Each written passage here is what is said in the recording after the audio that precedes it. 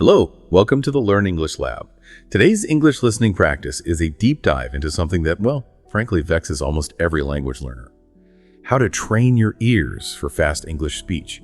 If you've ever found yourself feeling like native speakers are just talking at the speed of light, maybe like you're trying to catch a runaway train of words, trying to decipher everything from gonna to, whatchamacallit, then you, my friend, are absolutely in good company. Our mission today is to help you literally tune your ears, not just to hear, but to really comprehend, to decode the incredible, sometimes dizzying flow of rapid English. Think of it like learning to dance to a brand new beat. It feels impossible at first, right? But with the right steps, you'll soon be moving with the rhythm. That's such a perfect analogy. It really is. And it speaks to a challenge that's pretty much universal for learners. What's truly fascinating, and I'd say maybe way more fun than you might think, is that overcoming this isn't just possible. It's about literally kind of rewiring your brain. In this deep dive, we're not just going to tell you what to do. We'll unpack why fast English feels so elusive. We'll explore the hidden mechanics behind quick speech. Then we'll arm you with practical, engaging strategies, things that don't just help you hear better, but fundamentally shift your brain from struggling to keep up to intuitively anticipating and understanding. We're talking about building those neural pathways, those sort of internal phonetic maps, so that those blurs of sound, they suddenly start to have identifiable street names. Okay, let's unpack this then. Before we dive straight into the how-to of getting those ears tuned, what exactly makes fast English feel like such a complex puzzle? I mean, it's not just that they're speaking quickly, is it? Sometimes it feels like all the words just melt into one big blob. Yeah, it really seems like identifying these core challenges is the crucial first step to actually overcoming them. It's not about agonizing over memorizing every single word you hear, but more about getting your brain comfortable with the overall flow, the rhythm. What are the main culprits here? You've hit on a really critical point there. It's almost never just the speed, although sure, that plays a role. Speed is what you notice, but the actual linguistic culprits are often way more subtle and kind of fascinating. One of the biggest, maybe the most common challenge, is what linguists call connected speech. See, native speakers don't pronounce each word perfectly in isolation. We blend words together. We create these sort of linguistic shortcuts.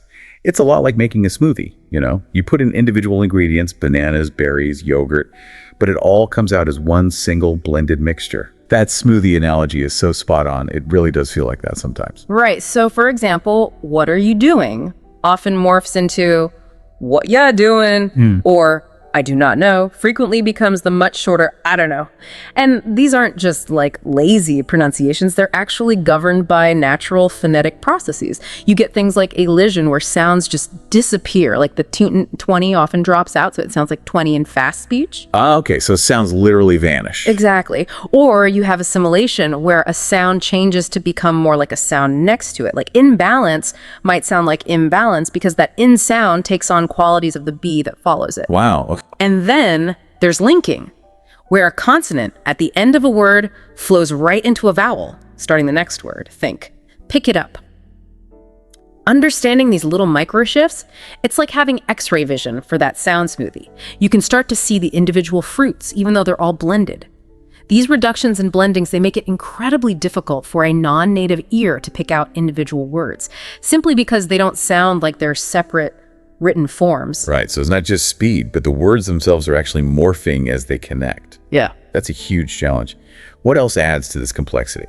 Well, beyond how words physically connect, you've got the incredible diversity of accents and dialects in English. English is a truly global language, and it's definitely not monolithic. You might spend years getting used to one pronunciation, let's say, General American. Yeah, like what you hear on major US networks. Exactly. But then maybe you encounter the distinct twang of Southern American English, or you do the more clipped tones of British RP, that's received pronunciation, which, by the way, is often seen as a standard, but it's just one specific voice among many, many within British English alone. And suddenly, everything you thought you knew about pronunciation feels challenged. Right, it throws you off completely. It does. Each accent brings its own unique vowel sounds, consonant sounds, its own rhythm and intonation patterns, sometimes even its own regional words. It adds significant layers of complexity to comprehension. It's like, imagine learning a piece of music on the piano and then suddenly hearing the same piece played by a full orchestra with completely different instruments and a different tempo. That's a great way to put it. Your brain has to adapt to a whole new sonic landscape. It takes effort and exposure, That's a huge point. You could study standard English for years and then, tune into a TV show from Scotland or Australia, and it feels like a whole new puzzle.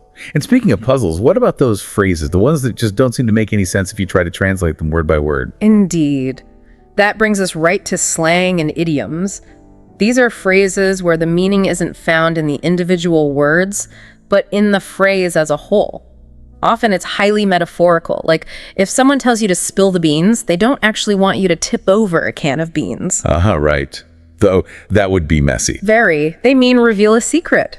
I actually had a student once who, bless his heart, when asked to spill the beans, genuinely looked around for some chickpeas. Oh, wow. It just shows how ingrained these non-literal meanings are for native speakers and how confusing they can be initially. Similarly, kick the bucket has absolutely nothing to do with kicking or buckets. Means to die, right? Exactly. It's a euphemism.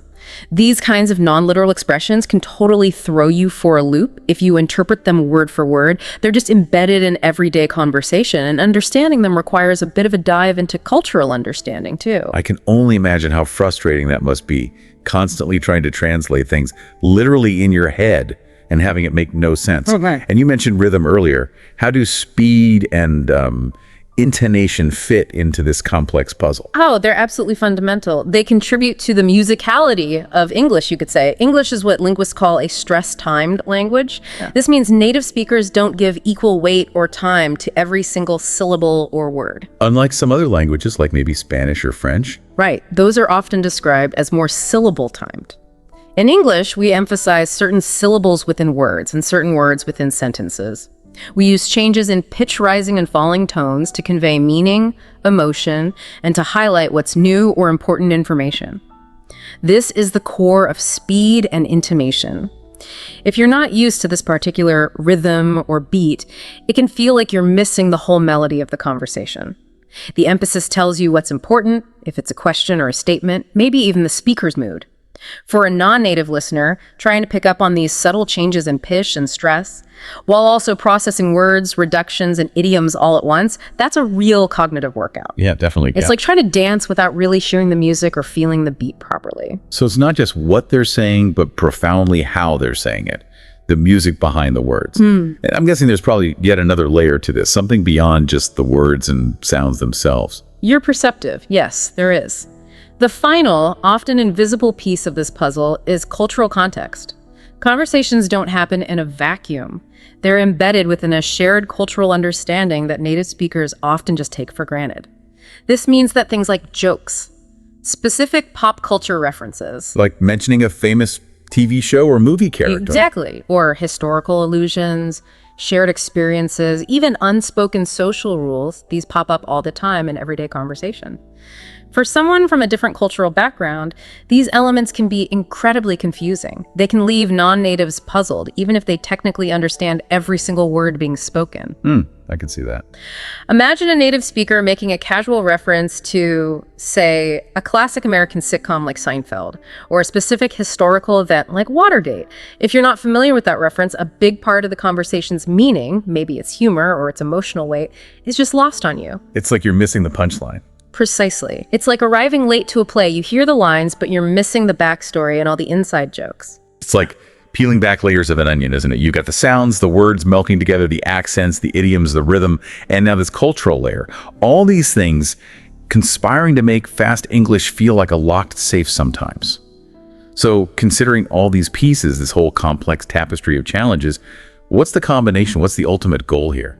The ultimate goal, as we touched on, is really to train your brain to process all these patterns naturally, to get it closer to how a native speaker's brain works, that intuitive understanding. It's not about stressing over every single word. It's about getting your ears truly comfortable with the natural, often rapid flow of English. It's about building a subconscious grasp of how all these elements, the reductions, the rhythm, the context, how they all intertwine, how they sort of dance together. So you can almost predict the next step in the conversation's rhythm, moving beyond that conscious step-by-step translation to just intuitive comprehension. That makes perfect sense.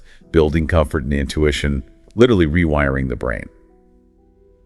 Okay, so with that foundational understanding of why fast English feels so difficult, let's shift gears. Let's talk about the proactive steps. active listening you mentioned is truly the cornerstone of understanding rapid speech. It's so much more than just hearing, right? It's about focused attention, really analyzing, absorbing the sounds. How do we actually start building that ear acuity, laying the foundation for our dance moves? You're absolutely right. Active listening is fundamentally transformative. It really is the difference between just hearing background noise and truly engaging with what's being said. To build this solid foundation, you need to be strategic, both about the audio you choose and how you interact with it. First, and this is critical, start with beginner-friendly audio. It's incredibly tempting for learners to just jump straight into something super complex, like, a Quentin Tarantino movie with its overlapping, lightning-fast dialogue, or maybe a dense academic lecture. Yeah, I could see people doing that, wanting to challenge themselves immediately. Exactly. But that can quickly lead to overwhelm, frustration, and just feeling defeated. Instead, begin with resources specifically designed for learners. These usually offer clear, often slightly slower, but still natural-sounding speech. It's far easier to process initially. Think of it like starting your dance practice with just the basic steps and maybe slower music before you try some complex, high-energy routine. Right, build that muscle memory first. Precisely. You're building confidence and getting your ear used to the basic patterns. Yeah, that's a really practical and, frankly, empathetic tip. So what kinds of resources are we talking about here? What are some good starting points that offer clear, authentic English without feeling overwhelming? Excellent question. There are some great ones out there. For instance, the BBC Learning English has a fantastic podcast called The English We Speak. They expertly break down common phrases and conversational idioms, and they speak at a wonderfully moderate, clear pace. It's authentic, but very accessible. Okay, BBC Learning English. Got it. Then you have sites like ESL Pod. They offer short episodes with really clear explanations of vocabulary and expressions. And they often replay key phrases at different speeds, which is super helpful for targeted learning. Oh, repeating at different speeds. That sounds useful. It is. And for news, VOA Learning English, that's Voice of America, presents current events, but reads slowly and using slightly simplified vocabulary and sentence structures. It lets you follow what's happening in the world while simultaneously building your core listening skills. These are like your foundational dance classes. Great recommendations.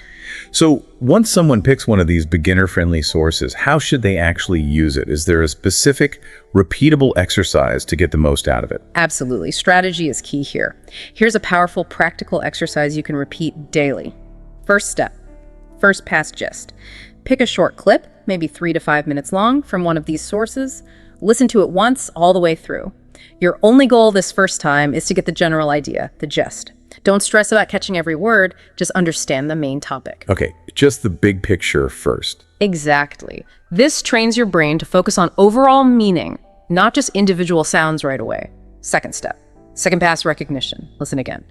This time, try to actively identify and maybe jot down 5 to 10 specific words or short phrases that you clearly recognize and understand. This simple act starts training your ear to pick out those little anchor words from the continuous stream of sound. That's a crucial skill for understanding faster speech later. Okay, grabbing onto familiar words. Right. Third step. Third pass repetition and familiarity. Now, this is where the magic really happens for building ear familiarity and even muscle memory for pronunciation. Play the clip again, but this time pause after each sentence, or maybe each short phrase. Listen carefully to that chunk, then repeat it aloud yourself. Try to mimic the pronunciation, the rhythm, the intonation as closely as you possibly can. Don't worry about perfect understanding yet. The goal here is just getting your mouth and ears acquainted with authentic English sounds. Ah, so you're speaking it too. Yes. This active repetition solidifies the connection between the sounds you hear and how you actually produce them. And that connection is vital for developing intuitive comprehension down the line. That's brilliant. It breaks it down into manageable steps, engaging both listening and speaking. It sounds like you're building recognition and production skills at the same time. But what about using subtitles? I know some learners swear by them, but others worry they become a crutch. What's the strategic way to use them in this dance practice? That's a great question. Subtitles are definitely a double-edged sword if not used carefully. They are incredibly valuable tools, but only if used strategically. Think of them exactly like training wheels for your listening comprehension.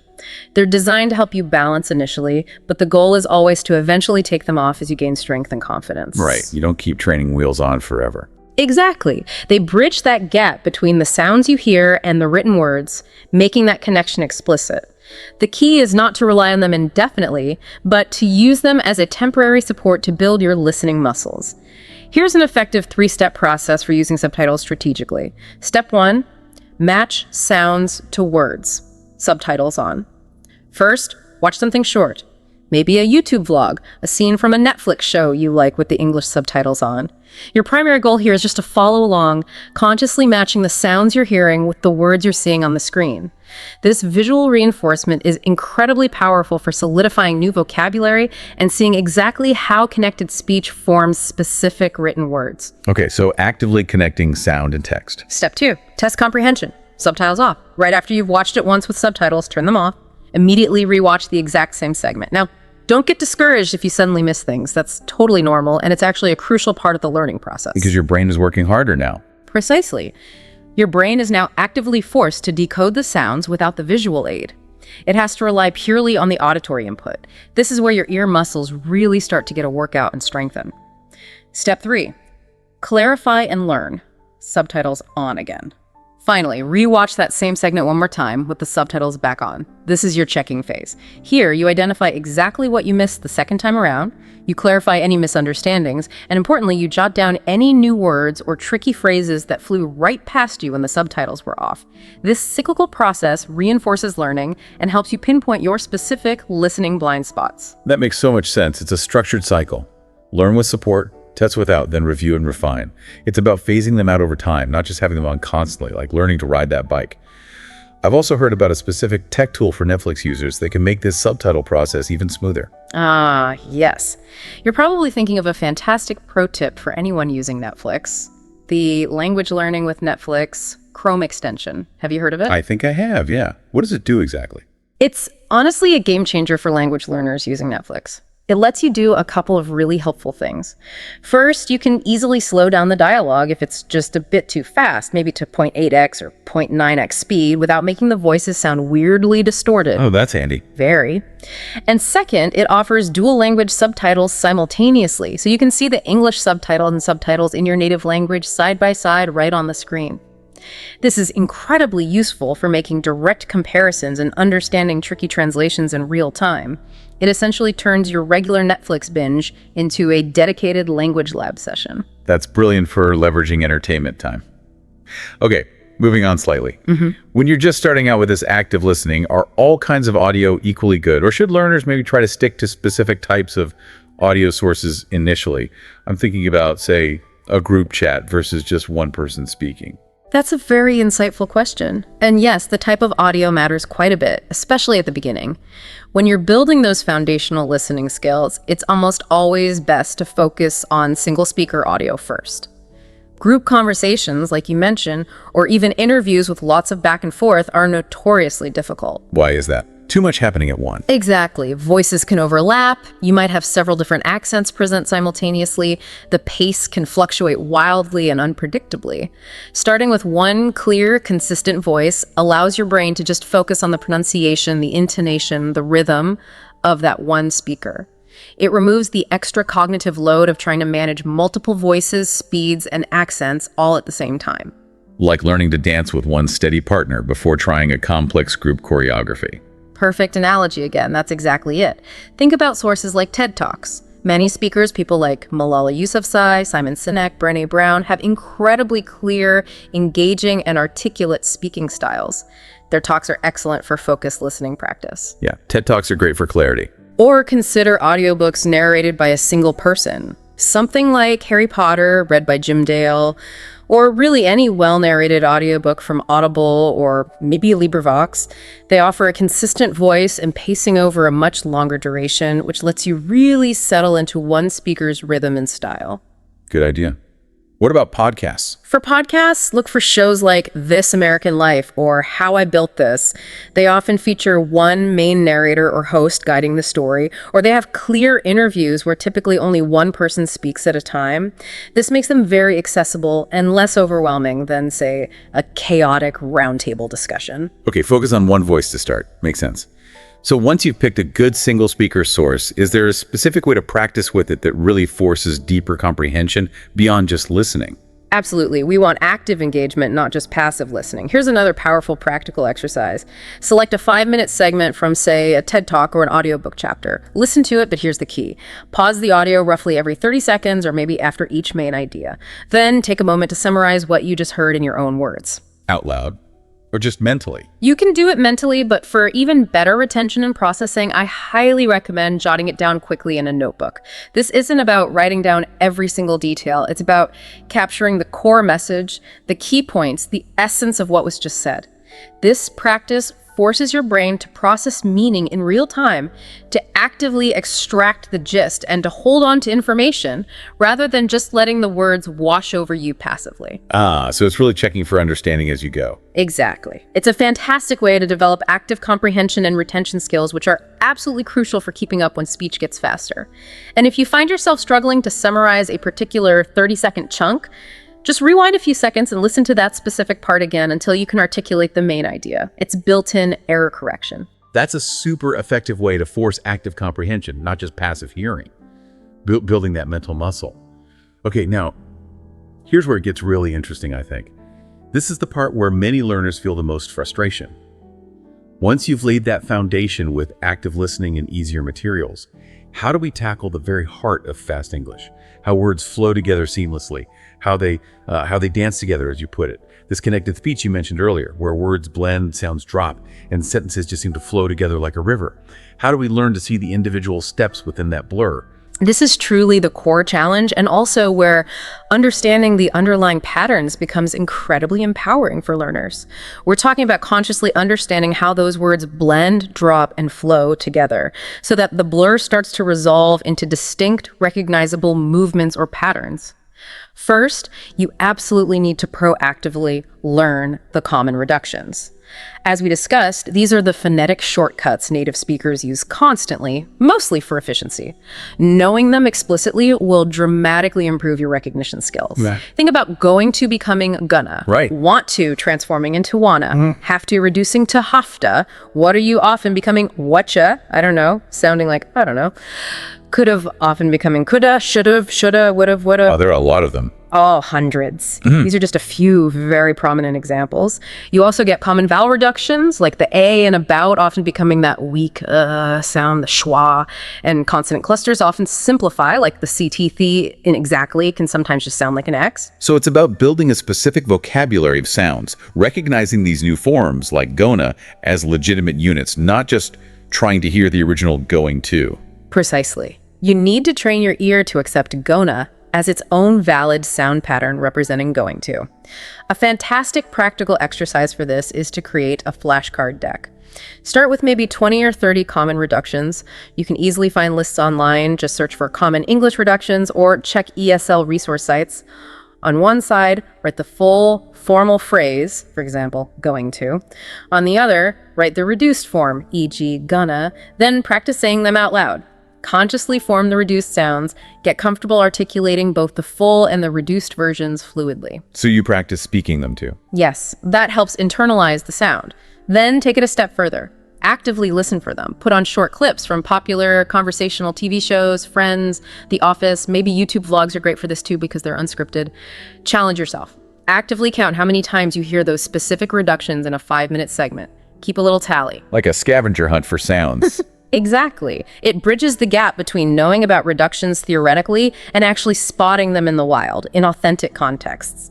You'll probably be surprised how many you hear once you start listening for them specifically. That's an excellent way to make it active and almost like a game. Okay, moving beyond just recognizing individual reductions, how do you get your mouth and your ears in sync with the overall rhythm, the intonation, the flow of fast English? How do you really learn to dance with the speaker?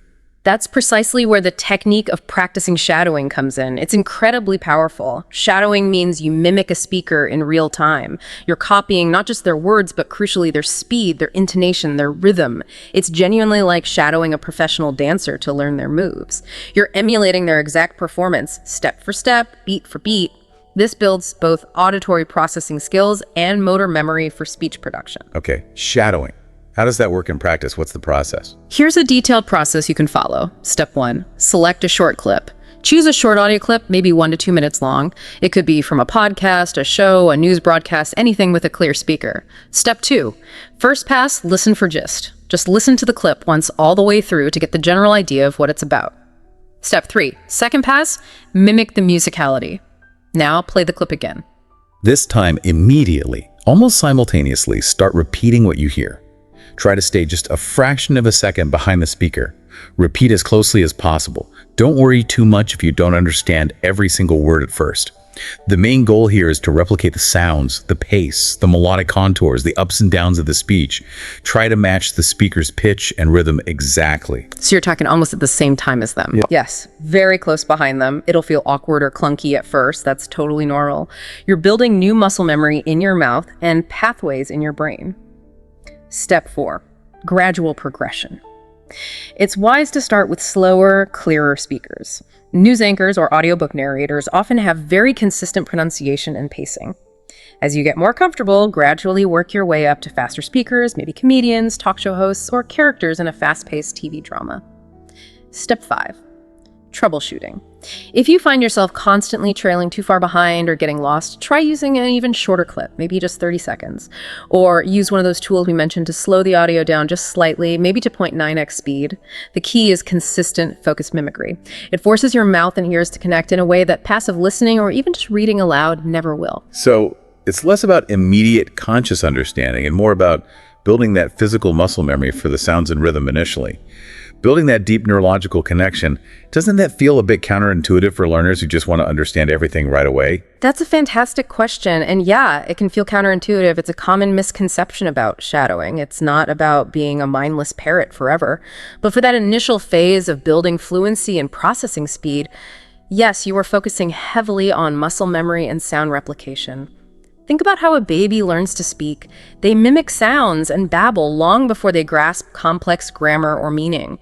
We're tapping into that same primal learning mechanism. We're training your articulatory muscles, your tongue, your licks, your jaw, and your auditory processing to work together seamlessly. Ah, okay. So the benefit comes later. Well, the immediate benefit is often improved pronunciation and a better feel for the rhythm of English.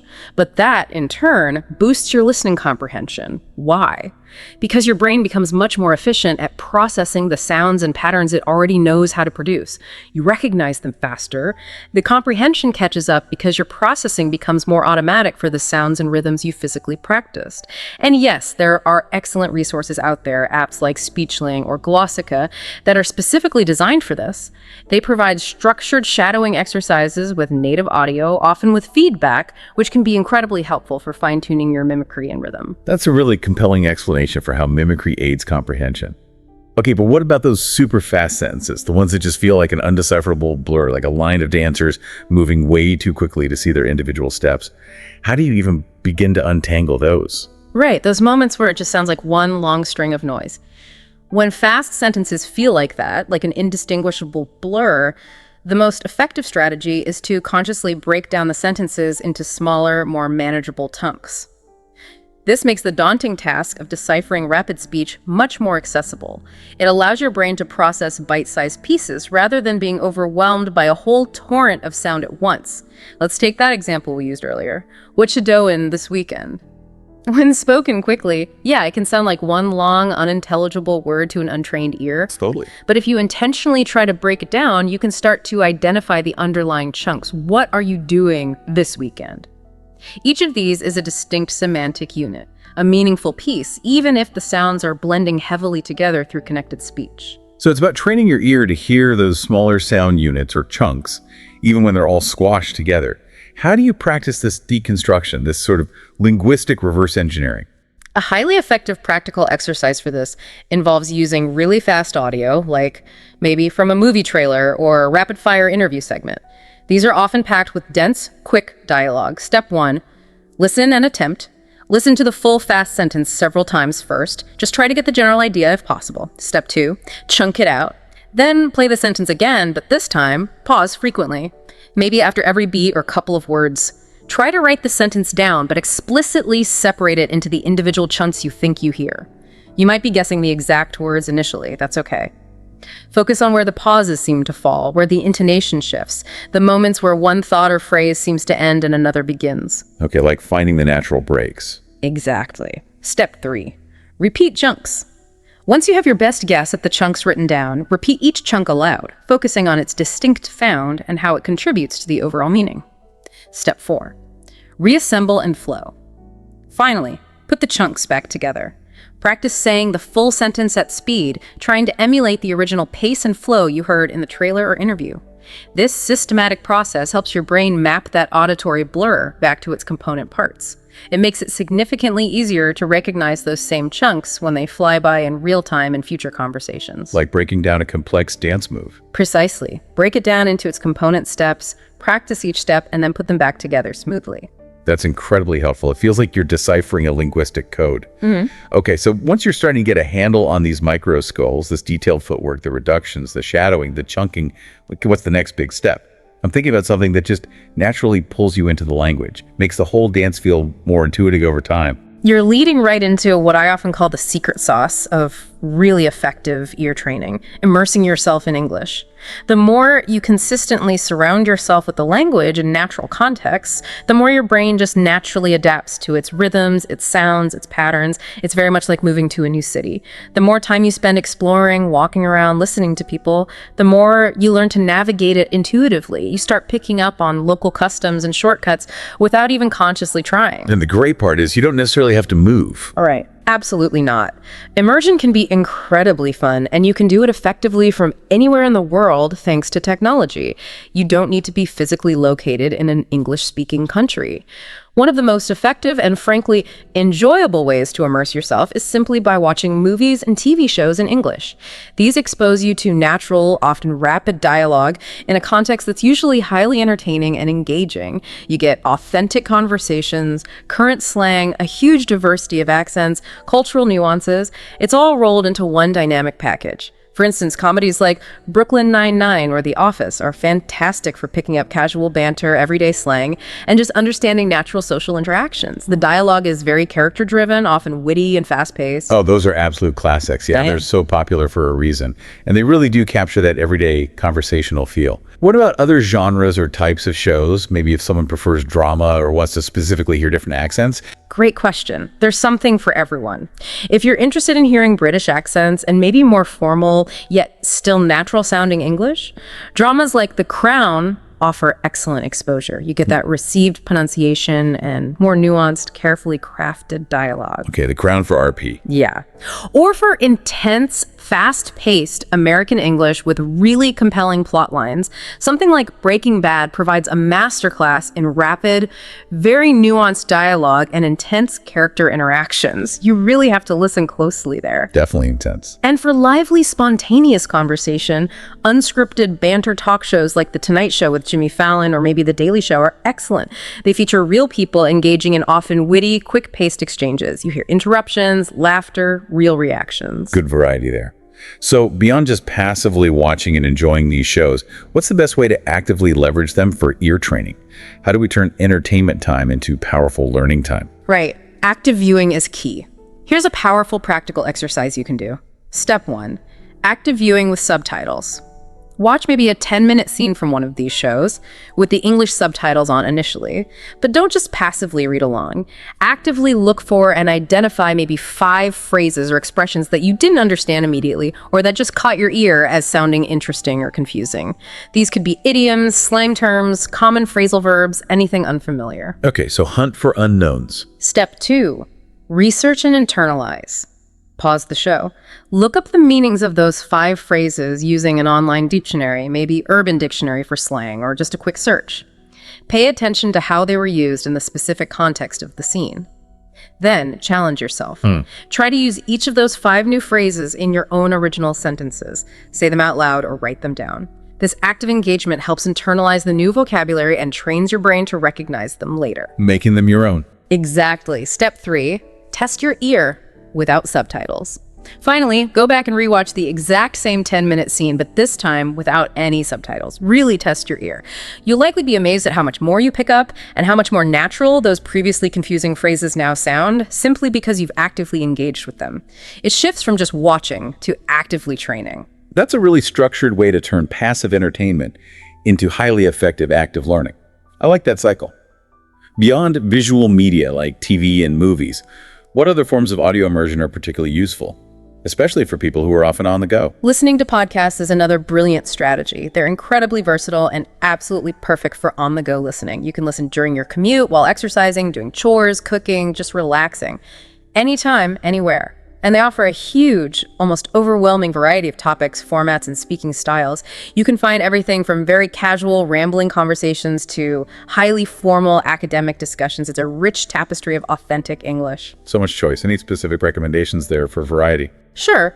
For example, something like the Joe Rogan Experience features very casual, often extremely fast-paced conversations. You'll hear a lot of slang, humor, natural hesitations, people interrupting. It's excellent for exposure to authentic, unscripted, rapid dialogue, showing you how native speakers truly interact informally. Okay, very natural, maybe a bit challenging. Can be. For clear but still very natural-sounding news speech, NPR's Up First is a fantastic choice. They deliver daily news concisely and articulately. It's professional, but not stilted. Good for current events. Yeah. And for engaging storytelling mixed with conversational banter, podcasts like My Favorite Murder or the classic This American Life can expose you to different facets of natural English. They often blend narration with interviews or conversations, giving you different textures of speech. How can someone really maximize their learning from podcasts? Is it just a matter of hitting play and hoping for the best, or is there a more deliberate approach to recommend? Definitely a more deliberate approach yields better results. Passive listening helps, but active listening is better. Here's a powerful practical exercise for podcasts. Listen to maybe a 10-minute segment of a podcast that genuinely interests you, topic matters for engagement. During that segment, try pausing every 2 to 3 minutes. Take a moment to quickly summarize the main points you've just heard. Jot them down in a notebook or a note app. Again, don't worry about writing down every single detail. It's about grasping the core message, identifying the key arguments, or understanding the main events being discussed. So, summarizing as you go. Exactly. This practice builds your ability to follow longer stretches of audio content and actively extract the crucial information. That's a vital skill for understanding extended conversations, attending lectures, or participating in meetings. If you can summarize it accurately, you've truly processed it. That's a solid strategy for forcing deeper comprehension and retention, making your brain actively engage. But, true immersion isn't just about consuming media passively, is it? What about real live interaction? Actually putting yourself on the dance floor, so to speak. You're absolutely right. That's the next level. The ultimate form of immersion really involves joining English-speaking communities and participating. Online spaces, in particular, offer incredible, accessible opportunities to hear real people talking in real time, in totally unscripted, natural ways. This is where you encounter the full, messy, wonderful spectrum of accents, speaking speeds, fillers, hesitations, and linguistic quirks that you don't always get in carefully produced learning materials. You hear authentic pauses, ums, and ihs, the natural ebb and flow of thought. Where can people find these communities online? Platforms like Discord are fantastic. You can find language learning servers specifically dedicated to English practice, where everyone is trying to improve and help each other. Or you could even join fandom groups for topics you're genuinely passionate about: gaming, movies, books, hobbies. In those spaces, you'll encounter casual, uninhibited conversation among native speakers about something you already care about. It's a good tip. Join based on interest. Yeah. Reddit also has relevant communities, like the subreddits are English Learning, or maybe Rascan American or Rask UK, where you can see active written discussions using natural language and idioms. Reading helps too. And for truly unfiltered, spontaneous spoken English, watching English-speaking streamers on Twitch can be incredibly insightful. Their communication is often very conversational, reactive, dynamic, and full of casual language. So it's about finding these spaces where English is the natural flowing mode of communication, not just a structured classroom exercise. How can a listener make the most of those interactions without feeling completely overwhelmed, especially if they're maybe a bit shy about speaking up initially? That's a very real concern. It can be intimidating. Here's a practical exercise designed for low pressure. Spend about 15 minutes just lurking, just listening in a Discord voice chat. You don't have to say anything yet. Or actively watch a Twitch stream for that amount of time. Your goal initially is purely to listen and observe. As you listen, try to actively note down maybe 3 to 5 slang terms, idioms, or common reductions that you hear being used.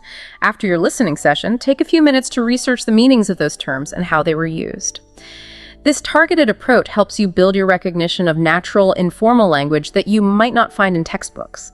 It turns a potentially overwhelming experience into a focused, low-pressure learning opportunity. Like gathering intel before jumping in. Exactly. You're building your dance vocabulary and getting a feel for the rhythm before stepping onto the floor yourself. That's a clever way to stay engaged and learn from authentic interactions without the immediate pressure of having to speak. Now, you mentioned earlier that our brains are incredibly wired to recognize patterns. And English speech, you said, is absolutely brimming with them, those recurring steps in the dance. How do we specifically train our brains to spot and interpret these crucial speech patterns, moving beyond just individual words or reductions? How do we get the bigger picture? That's an excellent next step, really moving into deeper, more holistic comprehension. Our brains are phenomenal pattern recognition machines. Consciously tuning into these larger patterns in English speech will unlock a deeper, almost predictive level of understanding. One of the most vital patterns to master, as we touched upon, is stress and rhythm. As we discussed, English is stress-timed, not syllable-timed.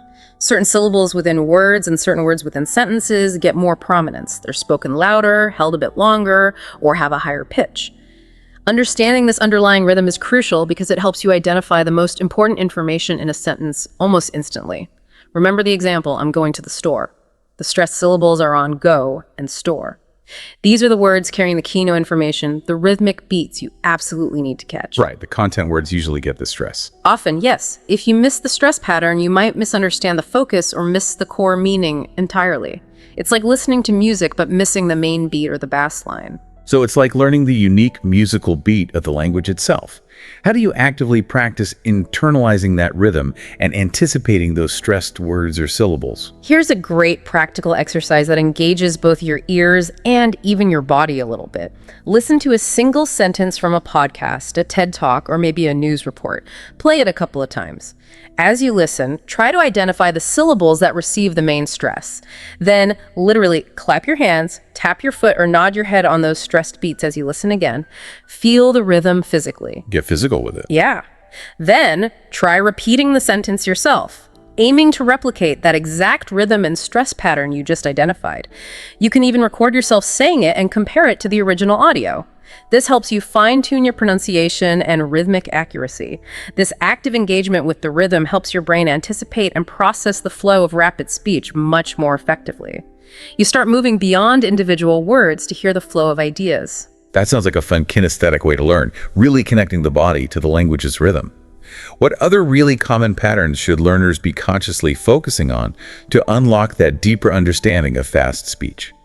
Another absolutely pervasive pattern, and one that often trips up learners significantly, is the incredibly frequent use of phrasal verbs and idioms. These are just everywhere in fast, natural, informal speech. And their meanings, as we know, are almost always non-literal. They function as single units of meaning.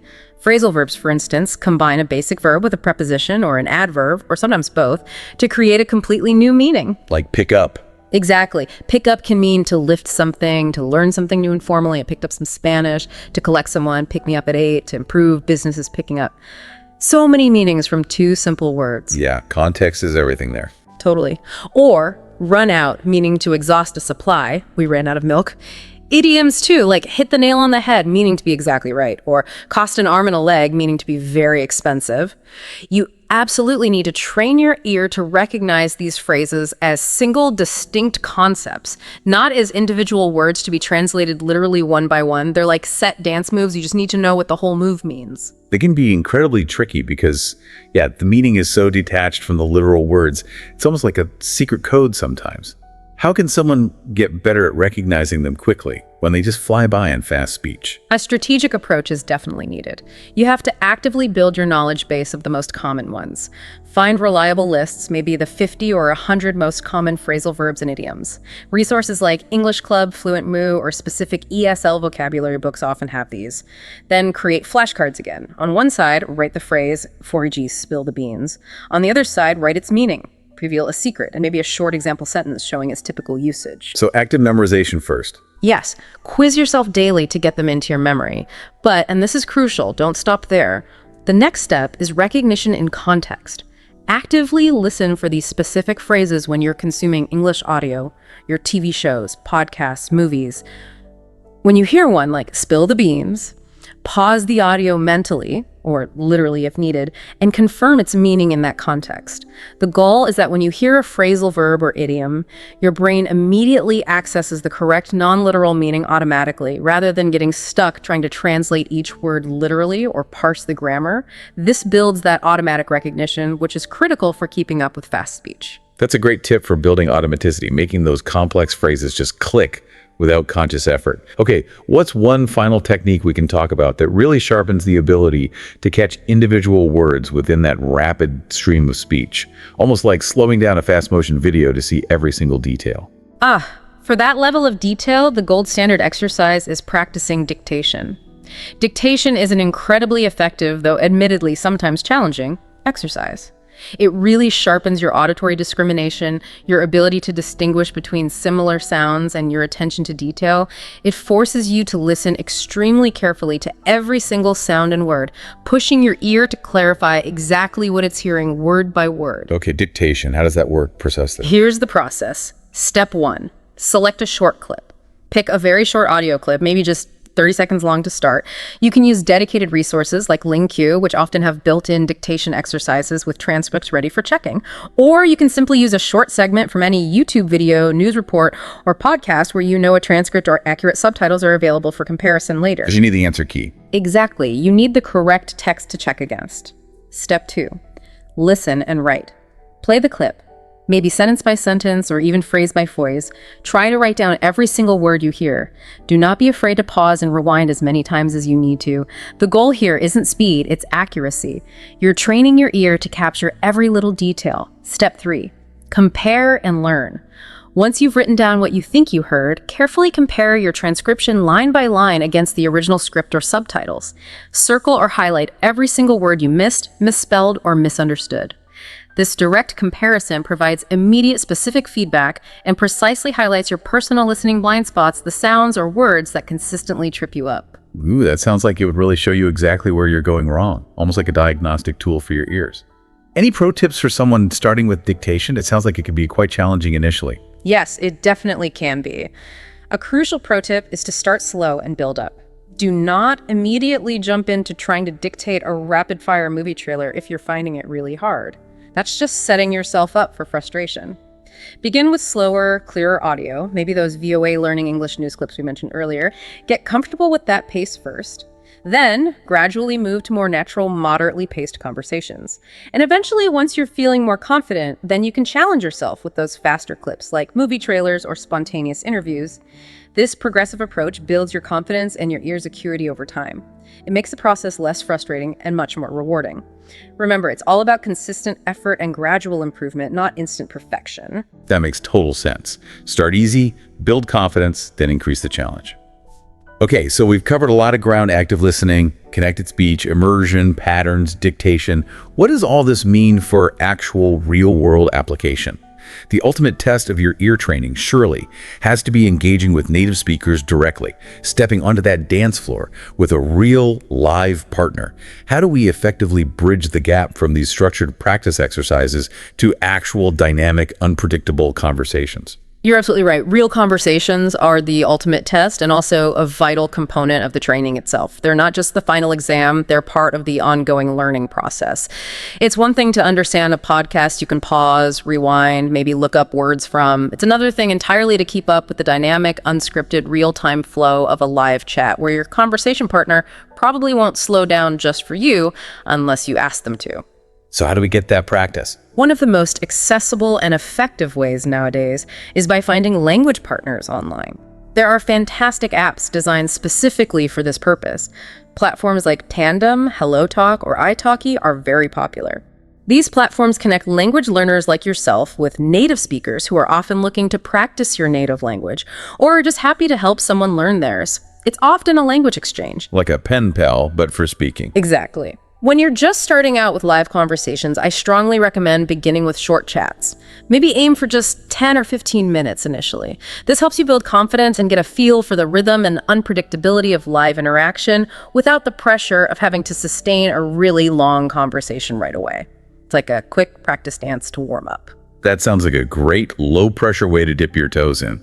Is there a specific way to use these chats to really target your training for fast speech, beyond just having a general conversation? Indeed, you can be strategic even in conversation. During a chat, don't be afraid to make your learning goals explicit with your partner, assuming they're open to it. For instance, you could politely ask them, "Hey, would you mind consciously trying to use the reduction gonna a few times in the next couple of minutes? I'm really trying to train my ear for it." Oh, interesting. Ask them to use specific features. Yeah, or maybe ask them to use a specific idiom you've been studying. Then, as they speak, actively listen for that specific sound or phrase. After they say a sentence containing it, you could even repeat their sentence back to them, focusing on replicating that reduction or phrase accurately. This direct, targeted practice in a real conversation helps solidify your recognition and production of those specific fast speech patterns under real conversational pressure. It's like practicing one specific dance step repeatedly with your partner until you both nail it. That's brilliant, turning the conversation itself into a focused learning exercise with your partner's help. What if someone prefers more of a group setting? Or they want to get exposed to a wider variety of speech styles all in one go? For those who thrive in a more social environment or want that broader exposure, joining conversation groups is highly beneficial. You can often find local meetups, check sites like meetup.com, or online groups hosted by language schools, community centers, or just informal online communities. The significant advantage of these groups is exactly what you said. They expose you to multiple accents and speaking styles all at once in the same session. You'll hear different paces, different intonations, different vocabulary choices, maybe different levels of formality, and even different conversational habits, like interrupting, from various speakers in the group. Like joining a big dance class with lots of different partners, each with their own unique style. Exactly. It's great exposure. But that also sounds like it could be a lot to process at once. How do you prevent yourself from getting completely overwhelmed in a group setting with so much input flying around? That's a very valid concern. It's easy to feel lost in a cacophony of voices, especially at first. Here's a practical exercise or strategy for managing group settings. For the first 10 or 15 minutes of the session, maybe pick just one person in the group to focus on. Instead of trying to track every single speaker and follow every single conversation thread simultaneously, just concentrate your listening efforts solely on understanding that one individual. Pay attention to their specific speech patterns. Do they frequently use certain reductions you've learned? Do they speak particularly fast or slowly? What are their common filler words or phrases? Then, maybe later, you can mentally practice mimicking their patterns or just make a note of their specific pronunciations. This targeted focus allows you to extract concrete, manageable learning points from a potentially complex environment without feeling completely swamped. Like zooming in on one dancer's moves before trying to watch the whole troupe? Precisely. Learn from one style before trying to absorb them all at once. That's a smart way to manage the input and make it actionable. Mm-hmm. Okay, one final crucial point about real conversations. What if you're in the middle of talking to someone, maybe a native speaker, and you just get lost? Mm-hmm. You genuinely don't understand something they said quickly. Is it okay to ask for clarification, or should you just kind of nod along and hope you catch up? Oh, absolutely, you should ask. In fact, you should actively ask for feedback and clarification. Please don't be shy about politely interrupting to clarify something you didn't catch. Native speakers are generally very understanding. Often they're impressed by your effort to communicate and learn, and they're usually more than happy to help you out. So it's not rude to interrupt politely. Not usually, especially if you frame it politely. You can say something simple like, "Excuse me, I just missed that last part. Could you say it again?" Or, "Sorry, did you just say wacha? What does that mean exactly?" Or even, "Could you maybe rephrase that? I'm still getting my ear used to faster English." This not only helps you understand the immediate point of confusion, but it also reinforces your learning of specific reductions, idioms, or speech patterns right there in context. It shifts the dynamic instantly. FO. It shifts you from feeling lost, passive, and maybe a bit embarrassed to being an active learner, taking control, and participating directly in improving your own understanding. It's empowering. That is empowering. It changes the whole feeling of the interaction. It really does. And here's a quick practical exercise to reinforce this habit and track your learning from conversations. After each conversation you have, whether it's a one-on-one chat or a group session, take just a few minutes afterward to reflect. Write down maybe 3 new insights you gained specifically about fast speech during that interaction. This could be a new slang phrase you learned, an accent quirk you noticed from a specific speaker, a reduction you finally understood clearly in context, or maybe even a pattern of intonation that suddenly became clear to you. Review these insights briefly before your next conversation. This reflection solidifies your learning, reinforces what you're actively working on, and provides tangible evidence of your ongoing progress, which is a powerful motivator in itself. This all sounds so much more achievable when broken down like this, especially with the help of today's technology. You mentioned a few tools earlier, like the Netflix extension. How can we really leverage technology more broadly to make this whole ear training process even easier, more efficient, and maybe, dare I say, even more fun? Technology is truly a fantastic ally in language learning these days. It provides accessibility, flexibility, and types of personalized feedback that just weren't possible with traditional methods alone. It's like having a personal dance coach, a patient practice partner, and a slow-motion replay button, all available 24/7 right at your fingertips. One incredibly simple yet remarkably powerful technological tool is the ability to slow down audio playback speed. Most modern media players, like VLC Media Player, which is free, many streaming services like YouTube or Netflix via those extensions that we talked about, and even free audio editing software like Audacity allow you to adjust the playback speed easily. Without making everyone sound like they're talking through molasses. Exactly. You don't want to slow it down too much. I highly recommend experimenting with slowing the audio to just around 0.8x or maybe 0.9x speed initially. This relatively minor reduction in speed can make a huge difference in your ability to catch individual words, subtle sounds, and those tricky connected speech nuances, all without distorting the pitch so much that the voice sounds unnatural or robotic. It just gives your brain that crucial extra fraction of a second it needs to process the rapid sounds, making fast speech feel much more manageable, especially at the start. That's a great immediate fix for when something feels just a touch too fast to grasp. How can you kind of quantify the benefit of slowing it down to really see the difference it makes for your comprehension? Good question. Here's a practical exercise to demonstrate the effect. Take a 1-minute audio clip that you're currently finding challenging, maybe from a fast-paced show, a news report, or an interview. First, listen to it carefully at 0.8x speed. Really focus on understanding as much as you can at that slower pace. Then, immediately after, listen to the exact same 1-minute clip again, but this time at its normal, 1.0x speed. After both listens, try to quickly summarize the main points or jot down the key phrases you understood. Pay close attention to how many more words or specific phrases you managed to catch the second time at normal speed after your brain had already had that warm-up exposure at the slower pace. So the slower pass primes the brain. Precisely. Your brain will have already processed some of the sounds, maybe anticipated the rhythm and structure a bit. You'll likely be surprised by the immediate improvement in comprehension at normal speed. That's a clear way to see immediate progress and build confidence. What about tools that can help with transcription? You mentioned dictation, but are there tools that can sort of do the transcription for you to help check your understanding? Yes, absolutely. That brings us to the growing field of speech-to-text tools. Apps and services like Google Translate's real-time transcription feature on the mobile app, dedicated transcription services like Otter.ai, or even the built-in live captioning features available on many video platforms like YouTube or Zoom, can automatically transcribe spoken English into written text in real time or from recordings.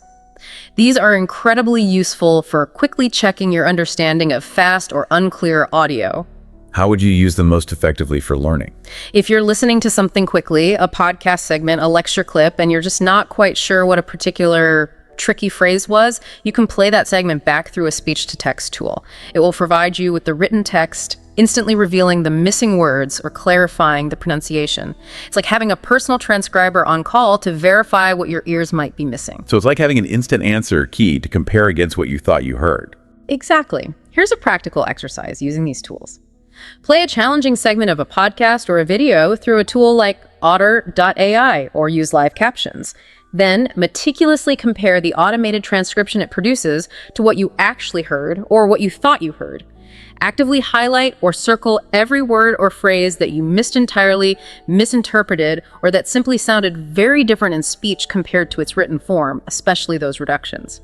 This direct, side-by-side comparison provides immediate, precise feedback on your specific listening challenges.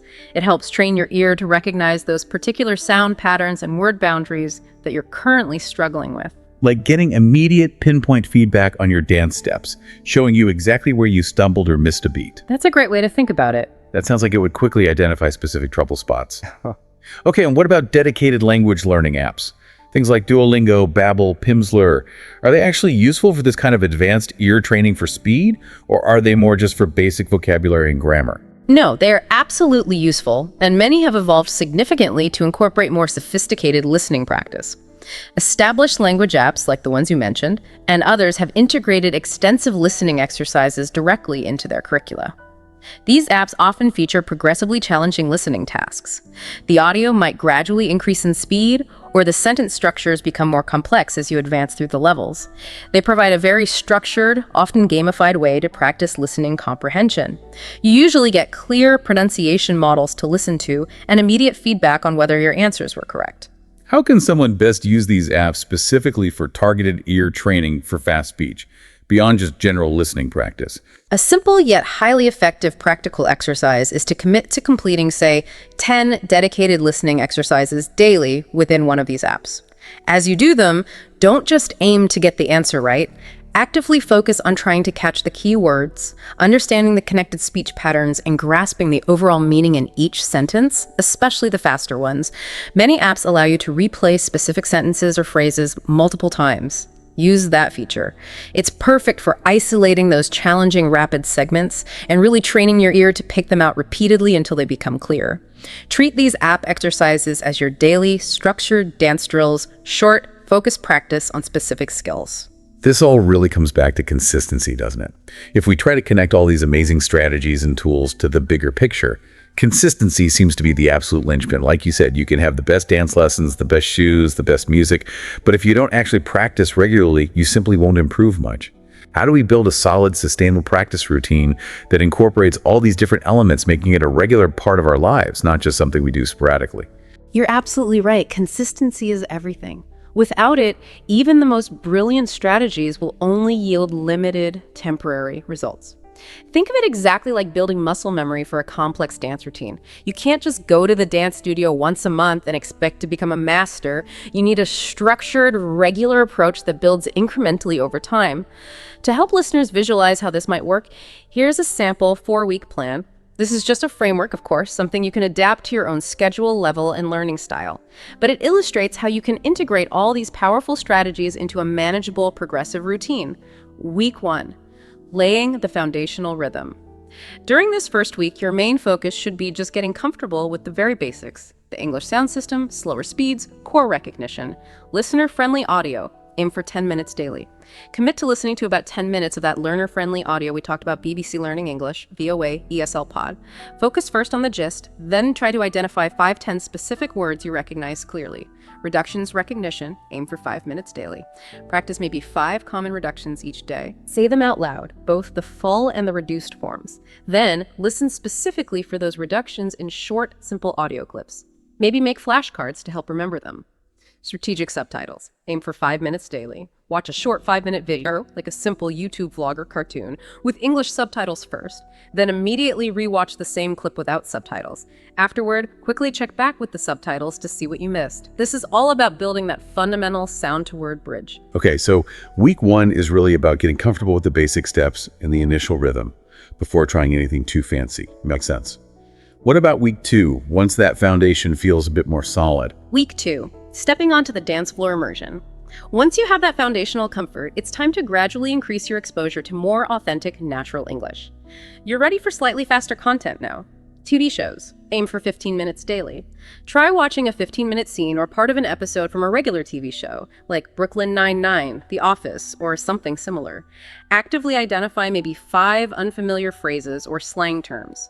Pause, look them up, try using them in your own sentences. Then rewatch that scene without subtitles to test your ear. Podcasts. Aim for 10 minutes daily.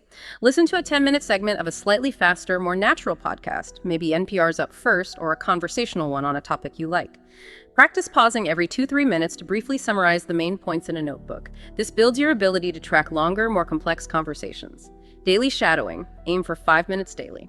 Start incorporating daily shadowing practice. Use a short 1-2 minute audio clip.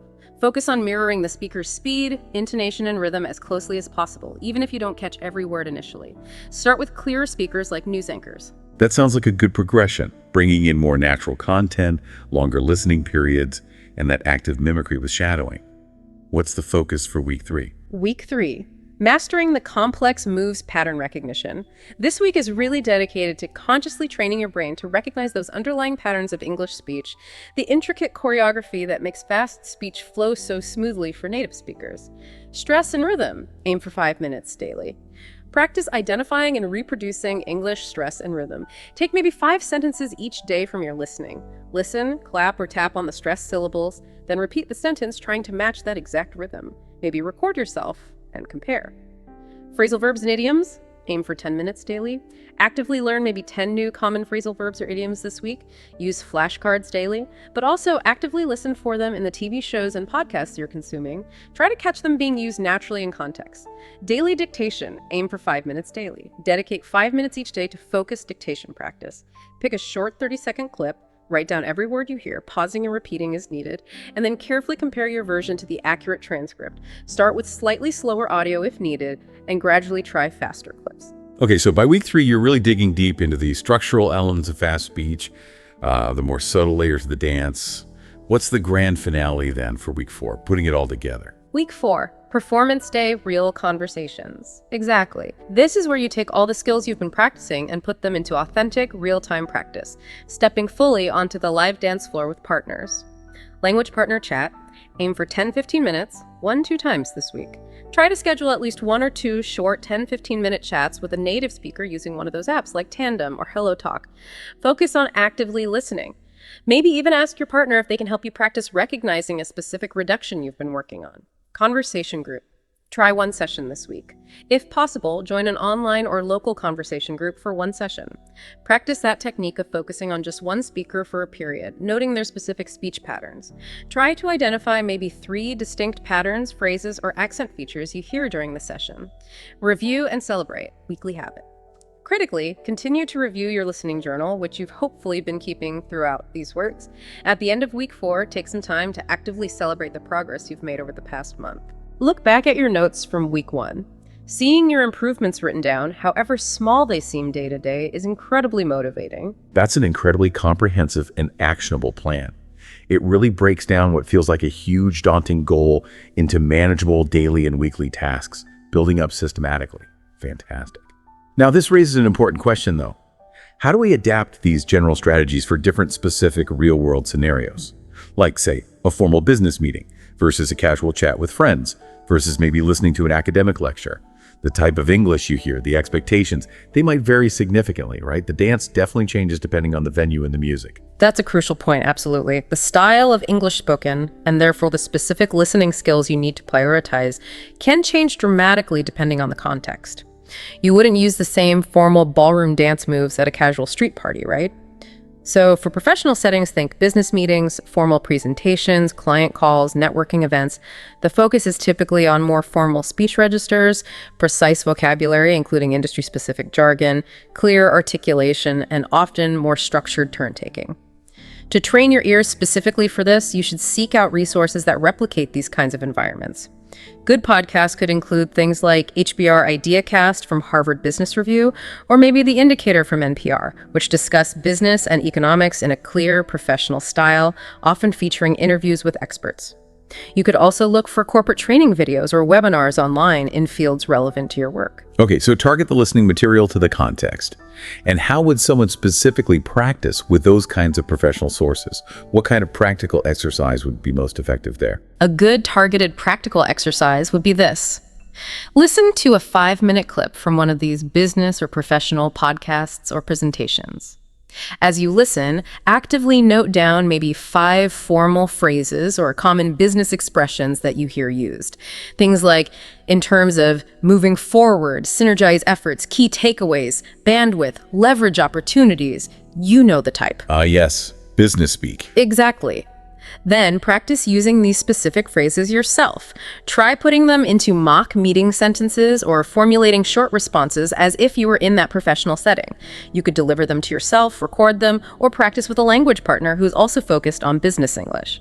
This not only helps you recognize them instantly when you hear them, but it also helps integrate them into your own professional communication style, making them feel more natural to use. That's very targeted, focusing on the specific language needed for the professional world.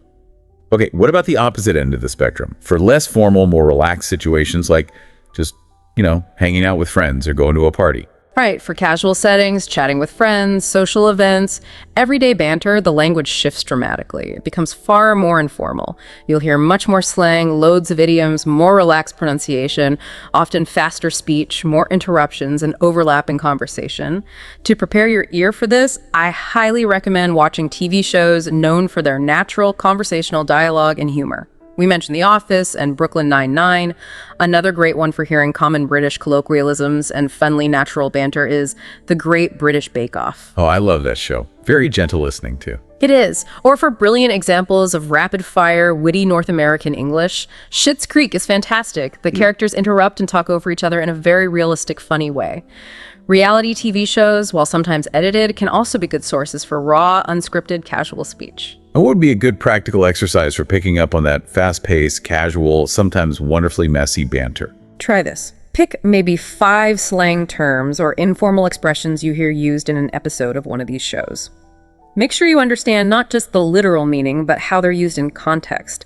Pay attention to the emotional tone, the situation, who says it to whom. Urban Dictionary can be your friend here. Then try to incorporate those specific terms into a mock casual conversation. You could write a short dialogue or just practice saying them aloud in different sentences. The goal is to get comfortable recognizing and maybe even using this informal language spontaneously so it doesn't completely throw you for a loop when you hear it flying around in a real-life casual setting. You're learning the casual improvisational dance moves. That makes the learning fun and really relatable, connecting directly to how people actually speak with their friends. Yeah. Okay, finally, what about for those listeners who might be in academic pursuits? Attending university lectures, participating in seminars, what's the best way to train their ears for that specific kind of dense academic English? Good question. For academic settings, like university lectures, seminars, or research presentations, the language becomes much more specialized again, but in a different way than business English. It gets quite dense. The focus shifts heavily to specific academic vocabulary within a field, complex sentence structures, logical connectors like furthermore, consequently, in contrast, and often more formal discourse markers to structure the argument. Excellent resources for this include online course platforms like Coursera or ADX, which offer university-level lecture content from top institutions across many subjects.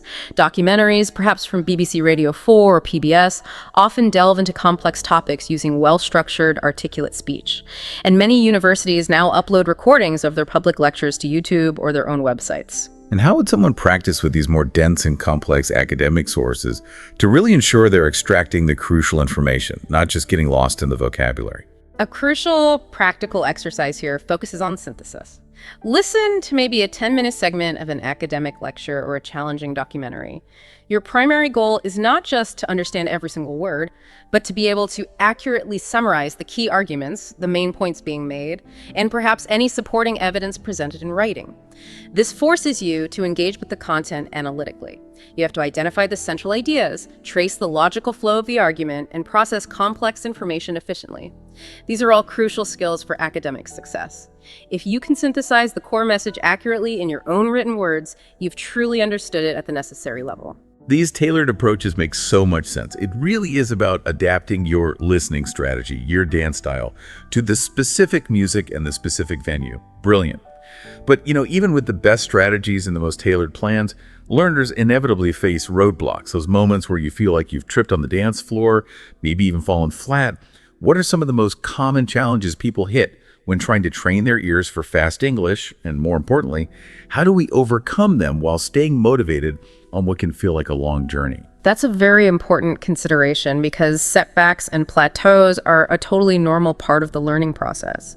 It's easy to start strong with enthusiasm, but maintaining that momentum when things get tough can be, tough. There are indeed several common roadblocks people encounter. First, just feeling overwhelmed is incredibly common, maybe the most common. When you first start consciously trying to dissect fast, connected English, or when you encounter a particularly fast speaker or a difficult accent, it can honestly feel like there's an endless, insurmountable amount to learn. It can feel like you're just not making any progress at all. Yeah, that feeling of drowning in sound. Exactly.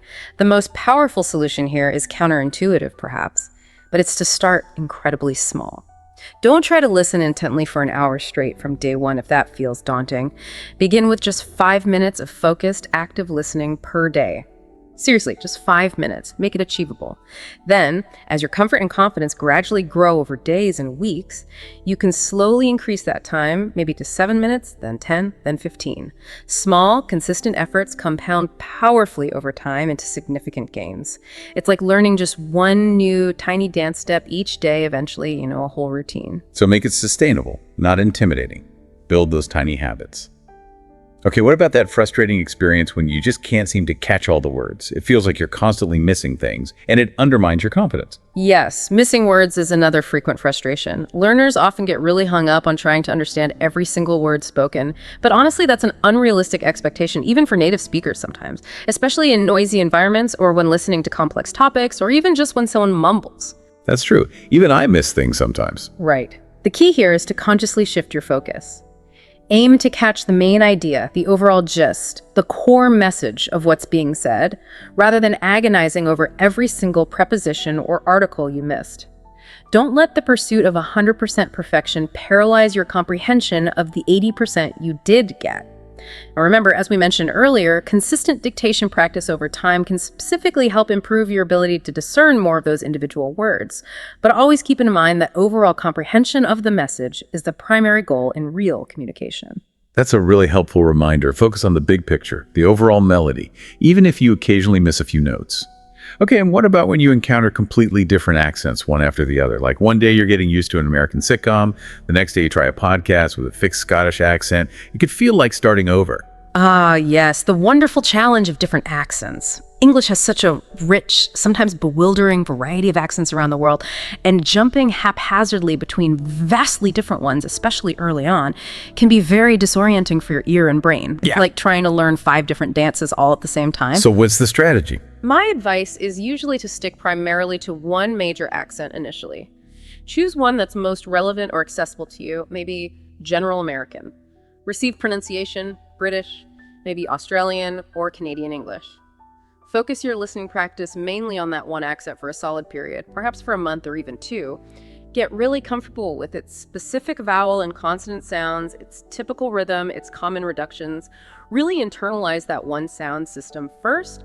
Only after you feel significantly more confident and comfortable with that primary accent should you then gradually start introducing another one. You could do this by dedicating, say, 1 week just to listening to media featuring the new accent. For example, watch only British shows for a week if you started with American. This phased approach prevents your brain from getting overloaded with too much phonetic variation too quickly, allowing it to adapt more systematically. That's a very practical way to manage the complexity and avoid getting your mental wires crossed between different sound systems. Love that. Is there one overarching tool or habit you'd recommend to help people track their progress across all these areas and stay accountable? To really see how far they've danced over time? Yes, absolutely. A simple but incredibly powerful practical tool that ties everything together and helps maintain both accountability and motivation is to consistently keep a listening journal. It doesn't have to be complicated. Each day, or maybe each time you do a focused listening practice session, just take 2 minutes to jot down. 1, what did you listen to? Usually The Office S2E3, NPR Up First podcast. 2, how long did you listen actively? For 15 months, 5 minutes dictation. 3, how much did you understand? Maybe rate it on a simple scale of 1 to 5, where 1 is very little and 5 is almost everything. Be honest. 4, what's one new thing you learned or noticed? E.g., learn an idiom, bite the bullet, finally heard hafta. Notice speaker X uses rising intonation on statements. So documenting the journey. Precisely. Then make it a habit to quickly review this journal maybe once a week, perhaps on a Sunday evening. Look back over your entries for the past week. Seeing your progress documented in black and white, noticing your understanding score gradually creeping up, seeing the list of new phrases you've learned grow, remembering the challenges you overcame is a huge motivator. It provides tangible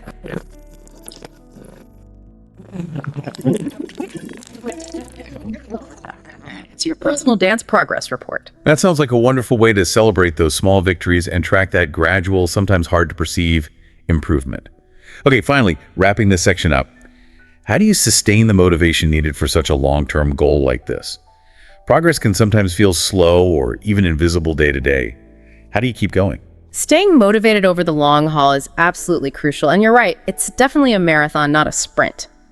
Here are a few key strategies. First, set small, achievable goals. We talked about starting small, but keep doing this. Instead of having a vague, daunting goal like, I want to understand everything perfectly in fast English, focus on micro goals. Aim to understand just one new phrase today. Or aim to successfully complete just one 30-second dictation exercise without giving up. These small, concrete goals are less intimidating, they build momentum through frequent success, and they provide a continuous sense of accomplishment that fuels you forward. Break it down into tiny wins. Exactly. Second, celebrate those wins. Did you finally understand a whole movie scene without needing subtitles? Did you successfully navigate a short phone call in English? Did you catch a tricky reduction in a fast conversation you overheard? Acknowledge it. Reward yourself, even in small ways. Maybe treat yourself to something nice, or simply take a moment to feel proud of your achievement.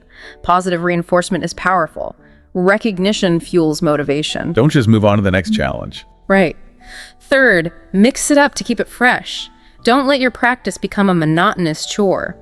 If you only ever listen to the same type of podcast or watch the same genre of TV show, you'll likely get bored and your progress might stall.